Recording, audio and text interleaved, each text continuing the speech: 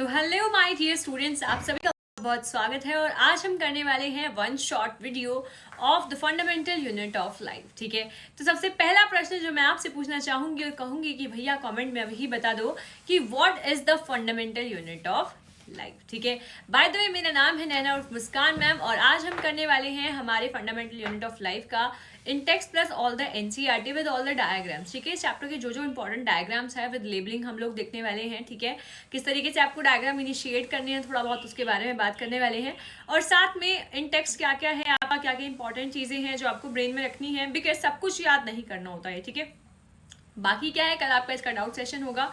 ऐसा ही चल रहा है कि जैसे आज आपका वन शॉट है तो कल आपका क्या होगा, इसका डाउट सेशन प्लस अगले दिन आपकी क्विज होती है। ठीक है, so without wasting any time फटाफट से स्टार्ट करते हैं। अगर आप चैनल पे नए हैं तो सब्सक्राइब कर लेना, बाकी लाइक शेयर कमेंट तो आप लोग कर ही लोगे। ठीक है ना, वो तो मुझे पता ही है। चलिए बच्चे लोग, तो पहला जैसे आपका स्वागत है। ठीक है, तो आपके लिए देखो मैंने नियॉन लाइट्स में लिखा है वेलकम। चलिए, इसके बाद मैंने बोला है do not forget to subscribe. अगला है वही लोग the fundamental unit of life. ठीक है, और मैं आप लोगों को सबको कंग्रेचुलेट करना चाहूंगी। फाइनली बच्चे अपन लोगों ने क्या किया है, अपना चैनल मोनेटाइज हो गया है फाइनली। ठीक है, 3 के वाला, अभी 4 के होने में बस कुछ ही आवर्स बाकी हैं। तो सबको ढेर सारा सपोर्ट करने के लिए बहुत सारा थैंक यू।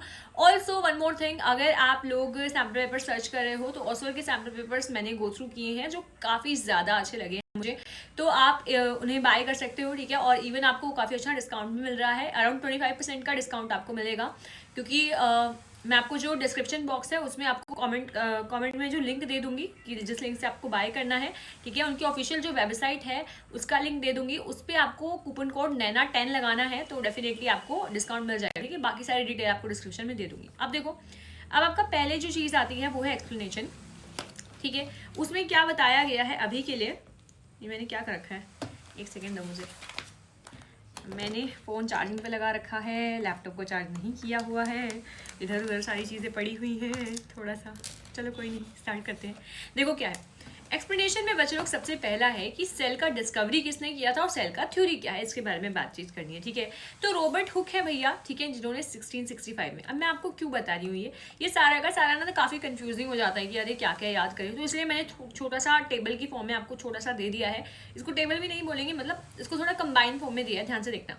रॉबर्ट हुक ने दिया था क्या, उसने देखा था भैया कोर्क स्लाइस देखी थी। ठीक है ना, तो कोर्क स्लाइस जब उसने देखी तो उसने देखा था कि वो हनी कॉम्ब लाइक स्ट्रक्चर देखा, जैसे कि मधुमक्खी का छत्ता होता है ना बच्चों, जिस तरीके से उसमें छोटे छोटे छोटे छोटे से कॉम्स होते हैं। ठीक है ना, तो उस तरीके से क्या है, लिटिल लिटिल रूम्स जो हैं उसको कोर्क की स्लाइस में दिखाई दिए। ठीक है ना, इसका जो एक मैंने इसका पिक्चर भी डाला हुआ है वो भी दिखा दूंगी। और उसने उसको ना नाम दिया सेल्स। ठीक है, जैसे ये रही, ये जो आपको दिखाई दिए इस तरीके से, जैसे मतलब हनी कॉम्ब होता है उस तरीके से इसको ये दिखाई दिए थे। ठीक है ना, किसको, 1665 में रॉबर्ट हुक को दिखाई दिए थे। और उसी ने क्या दिया था भैया, सबसे पहले सेल को नाम दिया था सेल।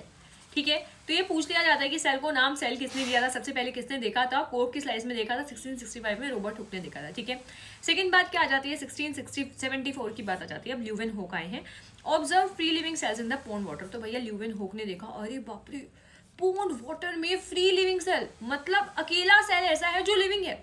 नहीं तो उससे पहले माना जाता था कि भाई सेल्स का बहुत बड़ा कॉम्बिनेशन होगा। ठीक है, cell is the building block. ठीक है, cell is the fundamental unit of life. ठीक है, ये बता दिया था 1665 में। लेकिन सिंगल सेल एग्जिस्ट कर सकता है, जैसे कि अमीबा एग्जिस्ट कर सकता है, पोन वाटर में मिला हुआ है ना, पैरामीशियम एग्जिस्ट कर सकता है, सारे सिंगल सेल है भाई।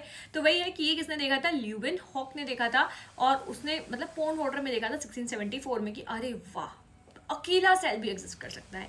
ठीक है, 1831 में भैया अब रॉबर्ट ब्राउन आया। रॉबर्ट ब्राउन जी को तो कौन नहीं जानता, ब्राउन जी ने न्यूक्लियस दिया था। ठीक है, डिस्कवरी ऑफ न्यूक्लियस बोलेंगे कि वही तब पता चला था अच्छा सेल से छोटा भी कुछ होता है ना।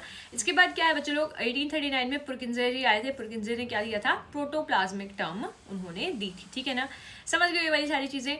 अब आप मुझे ये भी बता सकते हो कि प्रोटोप्लाज्म क्या होता है इन द कमेंट सेक्शन। ठीक है, क्योंकि दिस इज अ टर्म जो हमने काफ़ी बार क्लास में पढ़ी है, बाकी अभी बताना। ठीक है, अब क्या है, 1838 से 1839 में शिल्डन एंड श्वान ने क्या किया था भैया, शिल्डन ने प्लांट्स और श्वान ने एनिमल्स का के ऊपर मतलब डिस्कवरी करके क्या दिया था, सेल थ्योरी दी थी इन्होंने। ठीक है ना, प्रपोज द सेल थ्योरी, ये मैंने पीछे सेल से लिखा हुआ था, सेल थ्योरी है। ठीक है, और सेल की थ्योरी क्या है, ठीक है, ध्यान से देखना। 1665 से सिलसिला शुरू हुआ था। 1674 में जो है ल्यूवेन हॉक ने क्या कर दिया था भैया, free living cells in the pond water देख लिए थे। रॉबर्ट ब्राउन ने फिर 1831 में आके न्यूक्लियस का डिस्कवरी किया था। एंड 1839 में पुरकिंजे आए थे, उन्होंने क्या दिया था, प्रोटोप्लाज्म का टर्म।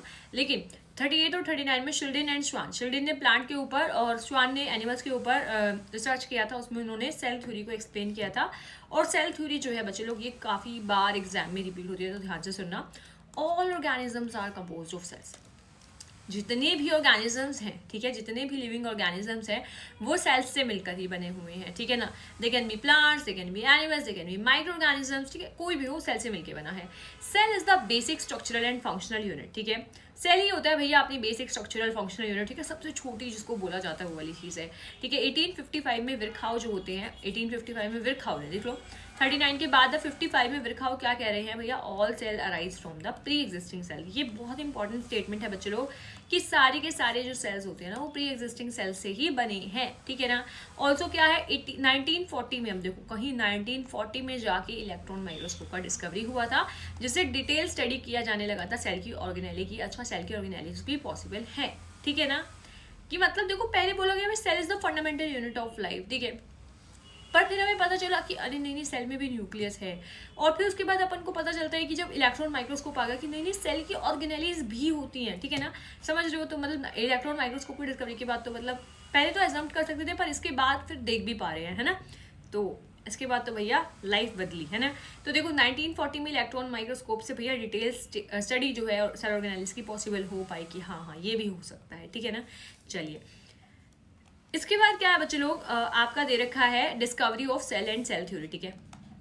तो अपन ने ऑलरेडी देखा है कि भाई 1839 में, ठीक है, किसने दिया था, शिल्डिन एंड श्वान ने। शिल्डिन ने प्लांट्स के ऊपर एंड श्वान ने एनिमल्स के ऊपर डिस्कवरी करके सेल थ्योरी दिया था, ठीक है ना। तो उसी पे एक प्रश्न है, why called the basic unit of life, ठीक है। तो सेल को बेसिक यूनिट ऑफ लाइफ क्यों कहा जाता है, ये पूछ रखा है। क्योंकि ऑल लिविंग फंक्शंस जो हैं, जितने भी लिविंग फंक्शन हैं, जैसे कि nutrition, respiration, excretion, reproduction etcetera occur inside the cell, इसलिए उसको क्या कहा जाता है, बेसिक यूनिट ऑफ लाइफ, ठीक है।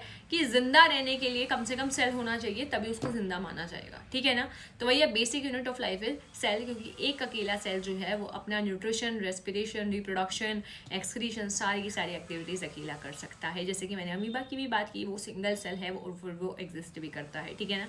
चलिए इसके बाद क्या है, plasma membrane and cell wall की बातचीत करी जाती है, ठीक है। ऑलरेडी आपका एक इन टेक्स्ट हो चुका है। कैसा लग रहा है सेशन, अगर सेशन पसंद आ रहा है तो फटाफट से सेशन को लाइक जरूर कर देना, ठीक है। अब देखो क्या है, अनियन पील सेल भैया देखे गए, ठीक है। जो अनियन पील सेल है भैया, जैसे अनियन की पील जो होती है ना, जैसे आप अनियन पे से जब छिलका उतार रहे होते हो तो मतलब एक पतली सी लेयर होती है ट्रांसपेरेंट सी, ठीक है। उसको माइक्रोस्कोप के अंदर ऐसे ऑब्जर्व किया गया, तो इस तरीके से आपको हेक्सागोनल से जो शेप के जो सेल्स हैं इस तरीके से आपको पेपर में बनाने होंगे, ठीक है। किस तरीके से बनाओगे तो करके कुछ बना देना। दिल जला है मुस्कुरा के, और फिर इसमें न्यूक्लियस बना देना, ठीक है ना। तो ये क्या हो जाएंगे भैया, ये हो जाएंगे आपके सेल्स, और ये क्या हो जाएगी भैया आपकी जो इसके अंदर है ये न्यूक्लियस। बना दोगे अनियन पील का डायग्राम, ठीक है। मेरे साथ तो आपको टफ बिल्कुल नहीं लगा होगा, ठीक है, दिख रहा है ना, हाँ दिख रहा है। इसके बाद क्या है नेक्स्ट अपने पास, discovery of cell and cell theory में इंपॉर्टेंट डायग्राम क्या है, रॉबर्ट हुक ने कोक सेल जो है देखे थे सबसे पहले, ठीक है। अनियन पील सेल जो देखे गए थे जैसे, ठीक है। वेरियस ह्यूमन सेल्स जैसे कि nerve cell, blood cell, ovum and sperm, ये सारे के सारे सेल्स जो है वो देखे गए, ठीक है। अब देखो क्या है, ये तो कोर्क में जैसे मैंने बोला हनी कॉम जैसा दिखाई दे रहा था, ठीक है ना।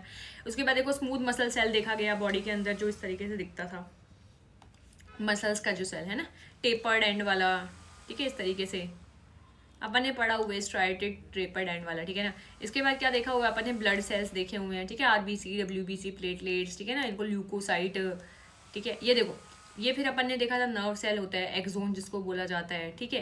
एक्सोन के साथ फिर ओवम देखा गया, ठीक है, बोन सेल देखा गया, स्पर्म देखा गया, फैट सेल देखा गया। तो भाई इस तरीके से डिफरेंट टाइप के सेल्स देखे गए। अब आप मुझसे पूछोगे मैम क्या डायग्राम याद होने जरूरी है, मेरे हिसाब से आपको थोड़ा बहुत डायग्राम का आइडिया है, स्मूथ मसल का भी आपको आइडिया था, ठीक है ना। ब्लड सेल्स भी आपको पता होता है इस तरीके से बनाते हैं, न्यूरॉन तो आपको बहुत अच्छे से आता है बनाने के लिए, ठीक है ना। और ओवम जो है भैया, ओवम में तो मतलब वही है कि इस तरीके से आपको ओवा शेप बनानी है बस, ठीक है। उसके बाद फैट सेल जो है थोड़ा बहुत आइडिया हो जाएगा, और बोन सेल जो है वो इस तरीके से आपको बनाना है, मतलब ये बनाना तो गोल गोल ही है, यूँ करके थोड़ा सा गोल करके और फिर बस इसके हाथ पैर निकाल देना थोड़े से, ठीक है। ये आपका बोन सेल बन जाएगा, यहाँ पे एक न्यूक्लियस बना देना, ठीक है, डन है। मेरे हिसाब से डरोगे नहीं, वैसे इतना पूछा नहीं जाता है एग्जाम में। अब बात आ जाती है भैया अगला, who discovered cells and how. ये एमसीक्यू नहीं है, ये आपका इंटेक्स्ट है, ठीक है, बस इसमें लिखा हुआ है एमसीक्यू। तो किसने डिस्कवर किया था सेल को और कैसे डिस्कवर किया था? तो सेल को अपन ने ऑलरेडी पढ़ा था। सबसे पहला जो साइंटिस्ट था कौन थे? रॉबर्ट हुक जी का देखा था अपन ने।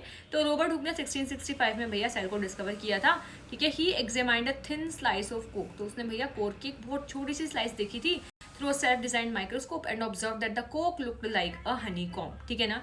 तो उन्होंने देखा था कि जो ये कोर्क है ये कैसी दिखती है, हनी कॉम जैसे स्ट्रक्चर की दिखाई देती है, और बहुत सारे छोटे छोटे कंपार्टमेंट, टिनी जो कंपार्टमेंट है उसमें देखे गए थे। He named this compartment cells, a term derived from the Latin word meaning a little room. तो बेसिकली क्या है, जैसे मान लो पेपर में आपको ये क्वेश्चन मिला, सबसे पहले तो जैसे बच्चों को रहता है कि मैम मैंने कम लिखा तो मेरे मार्क्स कम आए, ठीक है। अब जैसे 2 नंबर का मान लो आपका आया है who discovered cells and how. सबसे पहले आपको दिमाग में कॉन्टेक्स्ट में ये रखना है कि आपको मस्त याद होना चाहिए कि 1665 में रॉबर्ट हुक ने भैया इसको डिस्कवर किया था। तो हु डिस्कवर्ड सेल है, इसका जो 1 मार्क है ये आपका इस विवाद पे डिपेंड करता है कि आपको साइंटिस्ट का नाम और ईयर याद है कि नहीं है, ठीक है। अब दूसरी बात क्या है, देखो फैक्ट्स के लिए मैंने आपको ऑलरेडी फर्स्ट पेज पे जो टेबल दी थी वो इनफ है, मोर देन इनफ है। अब इसके बाद क्या है हाउ, तो उसने कैसे किया, तो उसके लिए आपको थोड़ा सा बस याद है, हाँ देखो कोक सेल दिखाया था मैम ने, अनियन पील सेल भी दिखाए थे, तो फिर आपको उसमें कोक सेल का थोड़ा सा जिक्र करना है। अब जो लिखते टाइम आपको ध्यान क्या रखना है बच्चे लोग, जैसे मान लो 2 नंबर का प्रश्न है साइड बोर्ड, तो आपको ऐसा नहीं करना नहीं 4 लाइन होगी अब तो मैं आगे लिखूंगा ही नहीं, ठीक है ना। और जैसे कि मान लो आपकी शीट है ये वाली, यहाँ पे आप मान लो शीट के बीच में लिख रहे हो, मान लो आंसर नंबर ये 1 है आपका, ठीक है। इसके बाद ना मान लो कि आपका 2 नंबर का प्रश्न है, आपने लिखा कि भैया हाँ इसका नाम ये था, इसका सन ये था, ठीक है। इसके बाद ना आपको मतलब थोड़ा बड़ा बड़ा खुला खुला लिखना है, ताकि जैसे शीट में मान लो कि आपकी 4 मतलब 2 नंबर का प्रश्न है, कम से कम 4 बोला है मैंने, अदरवाइज 5 to 6 लाइन्स भी आप लोग इसका कर सकते हो, तो मतलब उसमें कोई दिक्कत नहीं है, क्योंकि आपको करना क्या है, लिखना आपको उतना ही है, बस थोड़ा खुला लिखोगे तो मतलब ऐसा दिखता है कि हाँ ज़्यादा लाइन्स लिखी है। तो थोड़ा सा भरा हुआ दिखेगा ना तो टीचर नंबर काट नहीं पाएगा, क्योंकि 1 नंबर तो ऑफकोर्स ही बात है फैक्ट से आ चुका है, 2 नंबर बाकी, अगर आप 2-3 लाइन एक्स्ट्रा लिख देते हो तो आपका नंबर आ जाएगा, बट स्टिल आपको क्या लिखनी है, 4 लाइन्स और लिख देना, ठीक है। लेकिन बस एक बात का याद रखना, थोड़ा स्पीड मेंटेन आपको रखने की मतलब कोशिश करनी है, क्योंकि पता चले तुम स्टार्टिंग में आराम आराम से उसको जचा जा के लिख रहे हो, फिर लास्ट में तुम एकदम डॉक्टर राइटिंग लिख रहे हो, ऐसा मत करना, थोड़ा स्पीड स्टार्टिंग से ही पकड़ के रखना। और ऐसा भी नहीं है कि तुम 1-2 नंबर के प्रश्न के लिए 10 लाइनें लिख रहे हो, नहीं, वो आपका टाइम वेस्ट कर देगा, ठीक है ना। तो आपको टाइम वेस्ट करवाने से बचाना है, हर एक क्वेश्चन का एवरेज लगाओ कि तुम हर एक 2 नंबर का जो प्रश्न है ना, 2 मार्क्स का जो प्रश्न है ना, वो आप कम से कम ये मान लो कि 5 to मैक्सिमम 6 लाइन, ठीक है। अदरवाइज तुम 4 to 6 लाइन्स का क्राइटेरिया रखना, मतलब मिनिमम 4 तो हो ही, ठीक है, और मैक्सिमम 6 हो सकते हैं, इससे ज्यादा तुम कोई भी 2 नंबर का प्रश्न नहीं लिखोगे, ठीक है। क्योंकि अदरवाइज तुम ऐसे लिखोगे ना, एक जो अच्छे से आता है उसको 6 लाइन में लिख दोगे बना बना के, जो दूसरा नहीं आता उसकी अगर तुम 2 लाइन 3 लाइन मुश्किल से लिख पा रहे हो तो फिर नंबर तो बहुत ज्यादा कट जाएंगे ना, तो इस चीज का ध्यान रखना, ठीक है। नेक्स्ट क्या है बच्चों अपने पास, why is the cell called the structural and functional unit of life. तो देखो इसको सुन के ही आपके दिमाग में क्या आ रहा है, सेल को structural and functional unit of life क्यों कहा गया है। तो हमने एकदम चैप्टर के स्टार्टिंग में ही पढ़ा था कि भाई जो सेल होता है ना वो अपने सारे के सारे फंक्शंस लाइक रेस्पिरेशन, डाइजेशन और एक्सक्रीशन, न्यूट्रिशन सबके सब अकेला कर सकता है, like even single cell can exist. तो इसीलिए क्या है, सबसे छोटी अगर कोई यूनिट जो है एग्जिस्ट कर रही है दैट इज द सेल। तो बेसिकली इसीलिए हमने क्या बोला होगा, उसको structural and functional unit of life बोला होगा, ठीक है। ऑल्सो हमने देखा था कि ऑल द बॉडीज जो है, all the microorganisms are made of the cells, ये भी अपन ने देखा था, ठीक है। तो यही वाले पॉइंट्स हैं जो आपको इसमें ऐड ऑन करने हैं। देखो क्या है, सेल इज कॉल्ड द, ठीक है, पहले तो आपको वही है कि क्वेश्चन की लाइन तो आप लिखोगे cell is called the structural and functional unit of life because, ठीक है। ये लाइन लिखने के बाद उसके बाद क्या है, all living cells are made up of cells, ठीक है, मतलब all living organisms are made up of cells, जैसे मैंने बोला था वो लाइन आपको। अब इसको थोड़ा सा आपको ना ब्रॉडनिंग करना है कि अरे हाँ इसमें अब अपन क्या क्या लिख सकते हैं कि भैया they form the structural framework of the body, भाई पूरी की पूरी बॉडी जो है, जितनी भी बॉडीज हैं वो इसी से मिलकर बनी है, इस तरीके से आप इलेबोरेट करके लिख सकते हो। दूसरा क्या है, डिपेंडिंग अपॉन द मार्क्स, कितने मार्क्स का पूछा गया, ठीक है। उसके बाद क्या है, all basic function of life, जैसे मैंने बताया था न्यूट्रिशन, रेस्पिरेशन, एक्सक्रीशन। देखो मैंने पढ़ के जो अभी तक मैंने तुम्हें पढ़ाया उसके अकॉर्डिंग मैंने इसका आंसर देने का सोचा, तो देखो एग्जैक्ट वही वाला आंसर जो है आपको दिखना है कि भैया एक्सक्रीशन करेगा, ग्रोथ, ट्रांसपोर्ट, रिप्रोडक्शन सब कुछ खुद ही कर लेता है, ठीक है। Occurs inside the cell through the specialised components called the cell organelles, तो वही वाली चीज दोनों मेंशन करी है। उसके बाद क्या है, देखो इन्होंने एक एक्स्ट्रा पॉइंट भी दे दिया है, each organelle perform a specific role just like organ in the human body. तो भैया ये बता रहे हैं कि जो छोटी छोटी सेल ऑर्गेनेलिज होती है ये क्या करती हैं भैया, इनका अलग अलग काम होता है, माइटो का अलग काम है, ईयर का अलग काम है, गोल्गी बॉडी का अलग काम है, ठीक है ना। तो इस तरीके से अलग अलग ऑर्गेनेलिज का अलग अलग काम है, जैसे कि हमारी बॉडी में हाथ का अलग काम है, पैर का अलग काम है, ठीक है, लंग्स का अलग काम है, ठीक है, किडनीज का अलग काम है, जस्ट लाइक दैट। तो देखो इन्होंने आपको कितना अच्छा पॉइंट दिया है कि अगर आपका ये प्रश्न 3 नंबर में आ जाता है तो आप इसको इलेबोरेट करके लिख सकते हो, सेल ऑर्गेनेल्स का नाम लिख सकते हो, सेल ऑर्गेनेल्स के नाम से फिर तुम ह्यूमन बॉडी के लिम्स को, ठीक है, लंग्स को कंपेयर करके बता सकते हो। So this is the thing कि तुम किस तरीके से अपना आंसर इलेबोरेट कर सकते हो। अब आपको लग रहा होगा कि मैं इतना एक्सप्लेन क्यों कर रहा हूँ, क्योंकि आप लोगों को सब्जेक्टिव आंसर्स लिखने आने चाहिए, ठीक है। हेल्पफुल लग रहा है तो मुझे बता देना है कमेंट में, ठीक है। थोड़ा सा एफर्ट लगता है क्योंकि मेरे हिसाब से पता होगा तुम्हें कि ये चीज़ें थोड़ी छोटी छोटी होती हैं, कोई नहीं ज़्यादा बताता है, पर ठीक है, अपन इस बार बहुत अच्छे नंबर लाने वाले हैं, ठीक है ना। और फिर तुम सब लोग कमेंट करने वाले हो मैम इतने नंबर आए, मैम फुल मार्क्स आए, बता जाएगा फिर, ठीक है। चलो देखो, plasma membrane and cell wall की बात करते हैं, ठीक है। तो बेसिकली क्या है, मुझे बहुत अच्छे से याद है कि आपको क्या याद रखना है, लाइक जब मैं बच्चों को जब ऑफलाइन पढ़ाती थी ना, जब मेरे ट्यूशन वाले बच्चे थे, तो उनको मैं बोलती थी कि जो प्लाज्मा मेम्ब्रेन है ना, हमारे भाई प्लाज्मा मेम्ब्रेन जैसे होते हैं, ठीक है ना। अब हाँ, कुछ लोगों को अपने भाई जो हैं हो सकता है बहुत अच्छे लगते हो, कुछ को ना लगते हो, तो बस मैं एक पर्सपेक्टिव डिराइव करवा रही हूँ कि प्लाज्मा मेम्ब्रेन बोले तो भाई हमारे, ठीक है। तो भाई मैम कैसे, भाई का क्या मतलब है, देखो प्लाज्मा मेम्ब्रेन को बोला जाता है सेल का मेम्ब्रेन, ठीक है। जो भाई होते हैं ना वो मेम्ब्रेन की तरह, मतलब जो पूरे सेल के बाहर रहते हैं, ठीक है। कैसे, outermost covering in the animal cell, ठीक है ना, inner to the cell wall in the plants, made of lipids plus proteins, ठीक है। हाँ। तो animal cell as the human beings, ठीक है। तो ह्यूमन बींग्स की जो आउटर मोस्ट लेयर होती है ना, वो इनर, इसी बैग में, किट में दे दोगे, outermost covering in the animal cell, ठीक है ना। तो बेसिकली हम लोग मान लो एनिमल सेल है, ऑफकोर्स हम एनिमल सेल्स है, ठीक है। तो हमारी सेल की आउटर मोस्ट कवरिंग कौन होती है, भाई, ठीक है ना। तो भाई क्या करते हैं, ये जो बने होते हैं किससे बने होते हैं, वही लिपिड और प्रोटीन से बने होते हैं। बेसिकली बात क्या है, ये सिलेक्टिवली परमिएबल है, ठीक है। सिलेक्टिवली परमिएबल का क्या मतलब होता है, ये सबको अलाउ नहीं करते घर पे आना, ये कहते हैं नहीं नहीं, कौन दोस्त घर आएगा, कौन दोस्त नहीं घर आएगा, तो allow only certain substances, this is the point, ठीक है ना। तो ऊपर से दे देना मम्मी, हाँ। सिलेक्टिवली परमिएबल क्या होता है, अलो ओनली सर्टेन सब्सटेंस, कि भैया वो सेमी परमिएबल है, कुछ कोई अंदर आने देंगे, सबको अंदर नहीं आने देंगे, ओ भाई अगर घर के अंदर जाना है, ऐसे वाला, ठीक है ना। तो वही है, लिपिड प्लस प्रोटीन से बने होते हैं, और साथ में plasma membrane is made up of lipid and protein, और आउटर मोस्ट कवरिंग होती है एनिमल सेल की, और सिलेक्टिवली परमिएबल होती है, ठीक है। तो ऑल्सो क्या होता है, ट्रांसपोर्ट अक्रॉस मेम्ब्रेन क्या होता है, through diffusion and through osmosis, दोनों प्रोसेसेस से होता है। डिफ्यूजन आप लोगों को बहुत अच्छे से पता है क्या होता है, डिफ्यूजन तो होता है कि भाई मूवमेंट जिसमें कोई मेम्ब्रेन का रिक्वायरमेंट नहीं होता। ऑस्मोसिस भी एक डिफ्यूजन ही होता है, लेकिन उसमें थ्रू सेमी परमिएबल मेम्ब्रेन के थ्रू डिफ्यूजन होता है, ठीक है ना।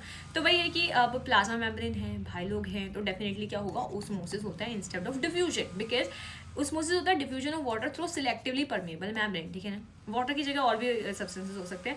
डिफ्यूजन क्या है, बेसिकली आपका movement of molecule like O2 CO2 from high to low concentration, ठीक है। अब दोनों के दोनों जाते हाई टू लो कॉन्सेंट्रेशन की तरफ ही है, लेकिन स्टिल क्या है, सिर्फ एक ही चीज का डिफरेंस है, osmosis via semi permeable membrane and diffusion without any membrane, ठीक है ना। तो वही वाली चीज है, डन है। अब ट्रांसपोर्ट जो होता है, जहाँ सेमी परमिएबल मेम्ब्रेन है, ऑफकोर्स ये बात है, वहाँ ऑस्मोसिस होगा, अदरवाइज पूरे सेल में डिफ्यूजन भी होता है, ठीक है ना, ऐसी वाली चीज है। अगला जो है अपने पास क्या है, टाइप्स ऑफ सॉल्यूशन की बात करते हैं ऑस्मोसिस के बेसिस पे, कि भाई ऑस्मोसिस जो है वो किस तरीके से वर्क करेगा, कि पानी जो है वो अंदर आएगा, पानी जो है बाहर जाएगा, या फिर जो है पानी मतलब सेल श्रिंक होगा, सेल स्वेल होगा, या कोई फर्क नहीं पड़ेगा, ठीक है। तो इस तरीके से हाइपरटोनिक एंड आइसोटोनिक 3 तरीके के सॉल्यूशंस जो है वो देखे गए हैं, ठीक है। ध्यान से देखेंगे, इसमें कुछ रह तो नहीं गया ना, बताना, नहीं रह गया। तो जैसे ही तुम्हें प्लाज्मा मेम्ब्रेन की बात चले, अच्छा भाई लिपिड प्लस प्रोटीन से बने हुए हैं, और साथ में सेमी परमिएबल मेम्ब्रेन होती है, डिफ्यूजन के अक्रॉस सब्सटेंसेस का आदान प्रदान होगा, ट्रांसपोर्टेशन होगा, ठीक है। ये वाली सी चीज़ अपन को याद रखनी है। अब ऑस्मोसिस जो होता है वो होता भी 3 टाइप का है। भाई कैसे डिसाइड करेगा कि कोई चीज़ बाहर आएगी या कोई अंदर आएगा, या फिर कोई बाहर अंदर कुछ नहीं होगा, ठीक है। तो बेसिकली वो किस चीज़ पे डिपेंड करता है, हाइपो को हमने याद रखा हुआ है हिप्पोपोटेमस, हिप्पो बोले तो स्वेल, जब सेल स्वेल कर जाए, मतलब जब सेल के अंदर कोई एंटर कर जाए, ठीक है। तो सेल स्वेल्स, ठीक है, मतलब वाटर एंटर करा है, ठीक है। आइसोटोनिक बेसिकली क्या होता है, जिसमें कोई चेंज ही ना हो, ना कोई अंदर आए ना कोई बाहर जाए।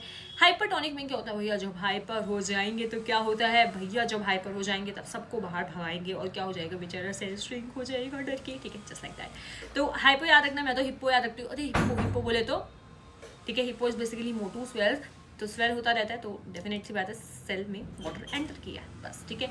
और हाइपर का भी अब देखो अच्छा सा ट्रिक बन चुका है, जब गुस्सा आए हाइपर तो सब चुपचाप दोस्त को खर्चाओ ऐसा वाला, तो सेल बेचारा श्रिंक हो जाएगा। डन है। इसके बाद क्या है, एंडोसाइटोसिस। एक जो प्रोसेस है वो क्या है, इनटेक ऑफ फूड और मटेरियल, ठीक है। फॉर एग्जांपल इन अमीबा, तो बेसिकली अमीबा जैसे खाता है, जैसे हम खाते हैं, हम उसको बोलते हैं ईटिंग, ठीक है ना।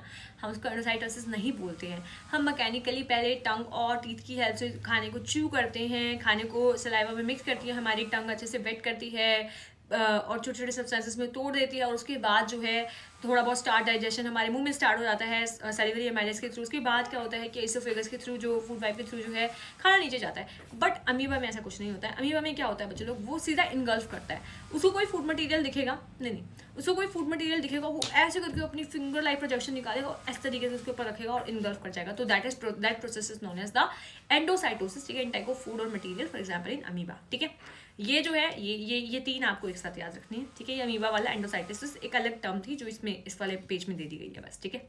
इसके बाद नेक्स्ट क्या है, how do substances like CO2 and water move in and out of the cell. देखो अब यहाँ पे ना आपने एक बहुत इंपॉर्टेंट बात पढ़ी है, डिफ्यूजन जो होता है वो गैसेस का डिफ्यूजन दिखाया गया है, और ओस्मोसिस जो दिखाया गया है वो यहाँ पे क्या दिखाया गया है, वाटर का ओस्मोसिस दिखाया गया है इन द प्लाज्मा मेम्ब्रेन। तो अब आपसे अगर कोई पूछे कि अरे how do substances like CO2 and water move in and water out of the cell, तो ऑफकोर्स ये बात है, CO2 अगर एंटर करे तो वाया डिफ्यूजन कर लेगी, और जो वाटर एंटर कर रहा है वो वाया ओस्मोसिस करेगा। तो CO2 and water, O2 moves bye diffusion जैसा कि अपन ने पढ़ा, and water moves bye osmosis, ठीक है, in the semi permeable membrane. अब ये मत सोचना कि जो ओस्मोसिस है मतलब भाई जो है मतलब हाँ osmosis via semi permeable membrane, ठीक है, ये तो है ही। अब देखो क्या diffusion is the movement of particle from high concentration to low concentration. If CO2 accumulate inside the cell, it diffuses out, and O2 diffuses in when its concentration inside the cell is low. जिस cell का concentration cell के अंदर कम है वो cell इन आएगी, जिस cell का concentration cell के अंदर ज़्यादा है वो आउट जाएगी, बस इतना ही होता है, ठीक है। वाटर मूव्स बाय ऑस्मोसिस में तो अपन को अच्छे से पता ही है कि high concentration to low concentration, पर हाई कॉन्सेंट्रेशन क्या, देखो अपन ने देखा था कि जब आपने क्या लिख रखा है, आपने ऑस्मोसिस का एक जीता जाता है एग्जांपल, हमने आलू में भी होता ऑस्मोसिस प्रोसेस देखा था, ठीक है ना। तो इस तरीके से आपने आलू को बनाया था, ये देखो इधर बनाती हूँ, ये आपका आलू था, आलू भैया, ठीक है। इसके अंदर आपने छोटी सी कैविटी बना दी थी एकदम, ठीक है। तो अब क्या है बच्चे लोग, ये जो है ये यहाँ पे आपने डाला था नॉर्मल वाटर, डिस्टिल वाटर आप इसको बोल सकते हो, और यहाँ पे आपने डाला था शुगर सॉल्यूशन। क्या डाला था यहाँ पे, शुगर सॉल्यूशन। ये एक्सपेरिमेंट क्यों बता रही हूँ, क्योंकि यार अगर तुम वैसे रटोगे ना तो तुम भूल जाओगे, पर अगर तुम इस अकॉर्डिंगली याद रखोगे तो आपको मस्त याद रहेगा। अब आपने ना यहाँ पे एक पिन लगा दी कि भैया वाटर का लेवल इतना है, ठीक है। अब जैसे ही क्या हुआ, आपने इसको थोड़ी देर के लिए रखा, सेमी परमेबल मेम्ब्रेन जो येलो कलर की दिख रखी है, कैविटी बना रखी है हमने आलू में, ठीक है, ये पूरी कैविटी है जिसके अंदर हमने थोड़ा पानी में रखा है, तो ये येलो वाला तो आलू ही है। तो अब देखो ये जो पानी है बीकर के अंदर, जो पानी है ये बीकर है पूरा का पूरा, ठीक है, बस ये आलू है बीच में, ठीक है। तो ये जो पानी है ना, थोड़ी देर के बाद क्या दिखा अपन को कि जो वाटर का लेवल है वो राइज हो गया, ठीक है। पहले जो पानी कितना था, अब देखो इतना हो गया। अब देखो मूवमेंट कहाँ से कहाँ हुआ है, देखो यहाँ पे क्या है, यहाँ पे है हाई कॉन्सेंट्रेशन मैम, पर पानी तो ज़्यादा बाहर है। अरे पानी ज़्यादा बाहर है का मतलब ये नहीं है कि वहाँ पे बाहर कॉन्सेंट्रेशन ज़्यादा है। देखो कॉन्सेंट्रेशन जो जहाँ पे भी टर्म आए ना, वहाँ पे आप शुगर या सॉल्ट या फिर कुछ ऐसी चीज़ मान लेना कि सॉल्यूट का कॉन्सेंट्रेशन जहाँ पे ज़्यादा है, ठीक है था। तो देखो यहाँ पे क्या है, सॉल्यूट का कॉन्सेंट्रेशन ज़्यादा है ना, हाई कॉन्सेंट्रेशन ऑफ सॉल्यूट है यहाँ पे। तो यहाँ पे क्या था, देखो लो कॉन्सेंट्रेशन ऑफ सोल्यूट था, बाहर तो कोई सोल्यूट था ही नहीं, बाहर तो प्योर वाटर था। तो देखो क्या है, लो कॉन्सेंट्रेशन ऑफ सोल्यूट से हाई कॉन्सेंट्रेशन ऑफ सोल्यूट तक वाटर का मूवमेंट हुआ है। लेकिन अब अगर मैं इसको उल्टा लिखना चाहूँ तो क्या हो जाएगा, high concentration to low concentration, यही तो लिखते हैं ना। लेकिन किस चीज़ का, high concentration of to low concentration of solvent is basically आपका क्या है यहाँ पे, वाटर, क्योंकि वाटर एक्सेस में प्रेजेंट है। तो बेसिकली जहाँ पे पानी का कॉन्सेंट्रेशन ज़्यादा था, वहाँ से लो कॉन्सेंट्रेशन ऑफ वाटर जहाँ था उधर की तरफ वाटर का मूवमेंट हुआ है, ठीक है ना। तो दोनों टर्म्स ऑस्मोसिस के लिए यूज़ करी जा सकती हैं, लो टू हाई भी, हाई टू लो भी। हाई टू लो सॉल्वेंट के लिए यूज़ किया गया है और लो टू हाई सॉल्यूट के लिए यूज़ किया गया है। क्या कंफ्यूज हो जाओगे? मेरे हिसाब से अब आप कभी कंफ्यूज नहीं होगे किसी भी तरीके से घुमा फिरा के पूछा जाए, बट स्टिल आप बेसिकली जो है बुक्स के अकॉर्डिंगली जो भी आपसे पूछा जाता है हाई टू लो ही बताते हो, और द सॉल्वेंट का कॉन्सेंट्रेशन का ही बात होता है। ठीक है, डन है। चलो अगला प्रश्न है, why is the plasma membrane called selectively permeable membrane? Ma'am plasma membrane के बारे में हम अच्छे से बता देंगे। देखो मैम वो भाई की तरह है, लिपिड प्रोटीन से बनी होती है, उसको सिलेक्टिवली परमिएबल इसलिए बोलते हैं क्योंकि वो सबको अंदर नहीं आने देती है, ठीक है ना, वो कुछ गिने चुनों को ही अंदर आने देती है, ठीक है ना। तो और ऊपर से हाइपरटोनिक हाइपरटोनिक वाली चीज़ें भी हम यहाँ पे मेंशन कर सकते हैं, ठीक है ना। तो जैसे अपन ने देखा था कि भैया सिलेक्टिवली परमिएबल है, सम सब्सटेंसेस को अंदर आने देती है जैसे वाटर गैसेस वगैरह को ही, और restrict the movement of certain substances, कुछ को रोक देती है ना। It maintain the cell internal environment by regulating entry and exit of the material. तो बेसिकली ये क्या करती है, एक तरीके से गार्ड की तरह काम करती है। ये क्या करती है, मेंटेन रखती है सेल का internal environment by regulating the entry and exit of the material. ठीक है, डन है।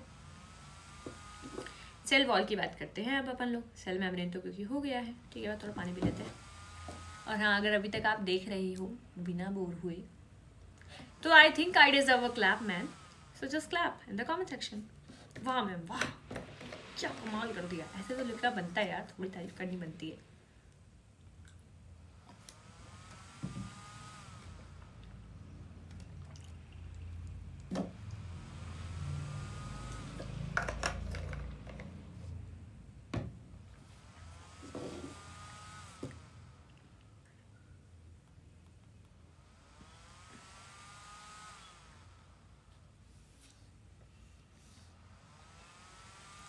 देखो बच्चे लोग, सेल वॉल जो है एनिमल सेल में हमने देखा था कि हाँ भाई होते हैं सबसे आउटर मोस्ट, पर सेल वॉल जो है वो प्लांट्स में होती है, ठीक है ना। तो बेसिकली प्लांट का जो भाई है वो नहीं, बल्कि प्लांट का पापा जो है वो रहेगा बाहर, ठीक है।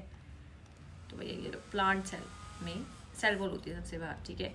प्लांट सेल के साथ साथ फंजाई एंड बैक्टीरिया में। अब बच्चे ना कहाँ कन्फ्यूज होते हैं, यूकैरियोट प्रोकैरियोट में सेल वॉल होती है कि नहीं होती है, ठीक है। देखो अब ध्यान से देख लेना, दीज आर द प्रोकैरियोट्स, ठीक है, this is the eukaryote, but both have the cell wall, ठीक है। You have to remind this thing, plants and animal cell are different from eukaryotes and prokaryote. Eukaryotes prokaryotes, ठीक है, यूको true बोलते हैं, प्रोकोफोल्स बोलते हैं, बट स्टिल प्लांट सेल में सेल वॉल प्रेजेंट होती है, एनिमल सेल में नहीं होती है। एनिमल सेल बोले तो आप अपने से लगा सकते हो कि हम लोग सब एनिमल्स, और एनिमल्स में जो प्लाज्मा मेम्ब्रेन मतलब जो भाई होता है वो सबसे आउटर मोस्ट मेम्ब्रेन माना जाता है, ठीक है।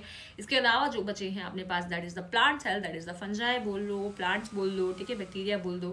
तो ये सब क्या है बच्चे लोग, एनिमल प्लांट सेल में आते हैं, और जो ये प्लांट सेल हैं ये क्या दिखाते हैं, इनमें सेल वॉल प्रेजेंट होती है, ठीक है ना।